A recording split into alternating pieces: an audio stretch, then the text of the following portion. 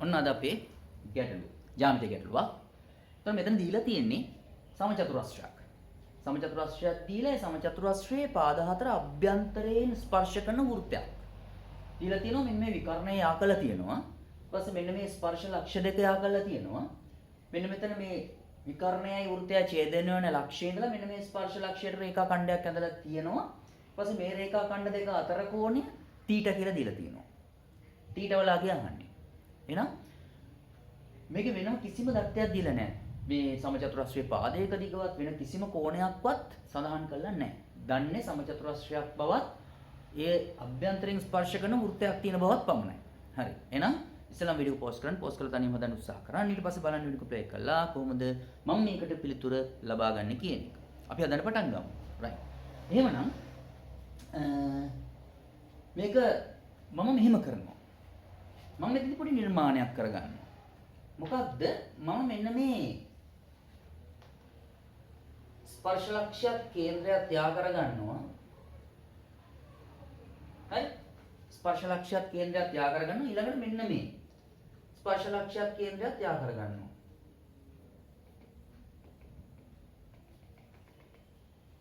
හරි? ඔන්න දැන් අපිට අලුත් චතුරස්‍රයක් ලැබුණානේ.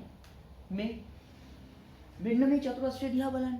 මේ චතුරස්‍රය ගත්තොත් දැන් ඕවල ඉඳලා මේ වෘත්තයට ඇඳපු රේඛා ඛණ්ඩයක් නෙමෙයි.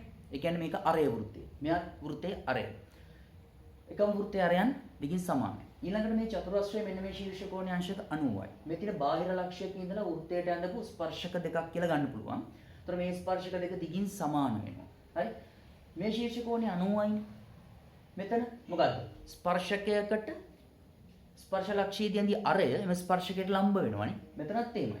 මේ ස්පර්ශකයට ස්පර්ශ ලක්ෂයේ දියන්දපු අරය මේක ලම්බ වෙනවා. එහෙනම් මේක අංශක 90යි, මෙන්න මෙතන අංශක 90යි, මෙතන අංශක 90යි, මෙතන 90යි, 270යි. චතුරස්‍රයේ කෝණවල එකතුව 360 නිසා 360න් 270 ගියාම මෙතන 90යි බේම අපිට ලැබෙනවා. ඒ කියන්නේ මෙන්න මේ චතුරස්‍රය මොකක්ද? මේ චතුරස්‍රයත් චූටි සමචතුරස්‍රයක් වෙනවා. right. දැන් අපිට පේනවා මෙන්න මේ θ කියන කෝණය කෑලි දෙකකට කැඩුනා. හරිම ලේසි වැඩක් තියෙනවා මෙතන ගන්න. දැන් මේ බලන්න මේ පුංචි චතුරස්‍රයේ විකර්ණයක් නේද මේ ආ කරලා තියෙන්නේ.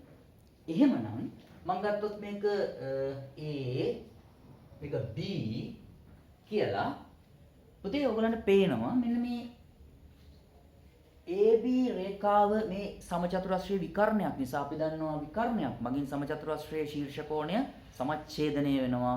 ඒ කියන්නේ මෙන්න මේ කෝණය අංශක 45ක් වෙනවානේ. OBA කෝණය අංශක 45ක් වෙනවා නේද? මම ඒක මෙතන දාන්නද? මම මෙතන දාන්නම් අංශක 45යි OBA. හරි. දැන් අපිට හොයාගන්න ඕනේ මෙන්න මේ කෝණය. කෝණය කොහොමද? ඒ විතරක් නෙමෙයි. බලන්න මෙන්න මෙතන මේකත් විකර්ණයක් නේ. මේ සමචතුරස්‍රයේ විකර්ණයක්.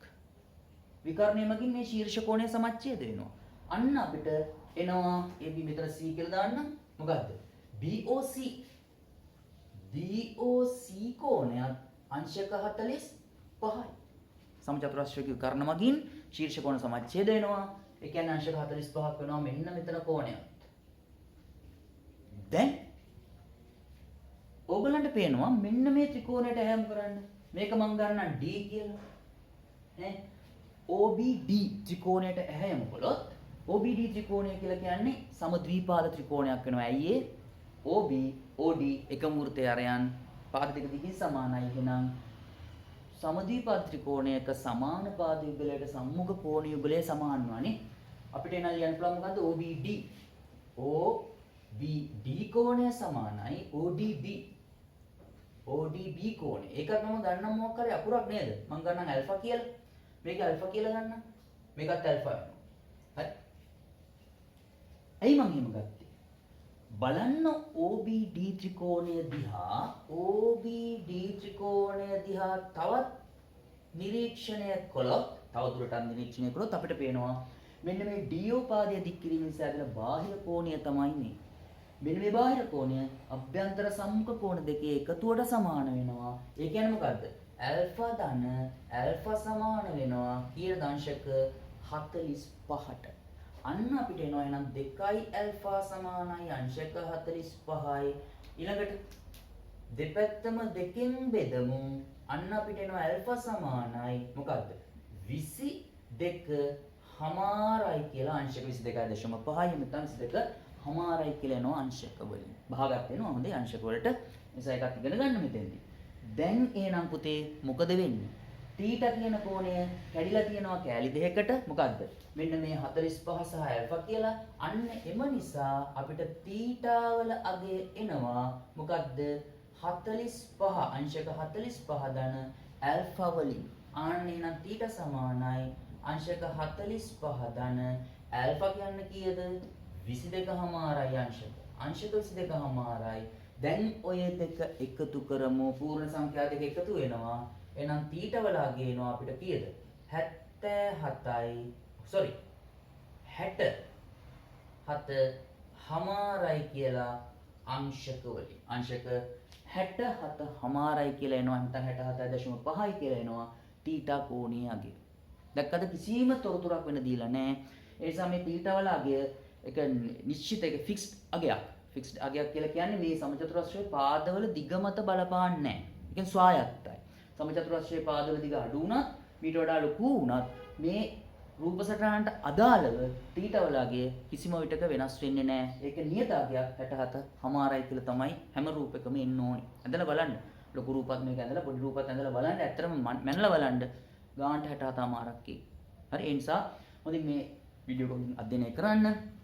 මම නැවතත් ඉල්ලා සිටිනවා. channel එක subscribe කරන්න. ඊළඟ වීඩියෝ එකකින් අපි තවත් රසවත් ගැටලුවකින් හමු වෙමු.